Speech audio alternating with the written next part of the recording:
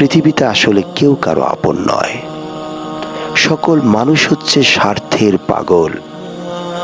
আপনার পকেটে যখন টাকা থাকবে না, তখন ঘনিষ্ঠ আত্মীয় স্বজনগুলো আপনাকে চিনবে না।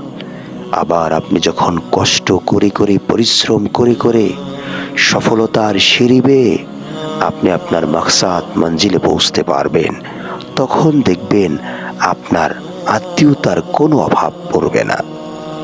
যাদেরকে আপনি চিনেন না, যাদেরকে আপনি জানেন না, তারাও বিভিন্নভাবে আপনার সাথে আত্মীয়তার পরিচয় নিয়ে দেখা করতে আসবে, সাক্ষাৎ করতে আসবে। কিন্তু মনে রাখবেন, এই মানুষগুলি হচ্ছে স্বার্থপর, স্বার্থের পাগল। কাজেই এই ধরনের দুষ্কৃতিকারীদের প্রেমে না পড়ে, মায়ায় না পড়ে, মহান আল্লাহ সুবহানাহু ওয়া তাআলার মায়ায় পড়েন, প্রেমে পড়েন। দেখবেন আপনার জীবনটা সুন্দর হয়ে গেছে।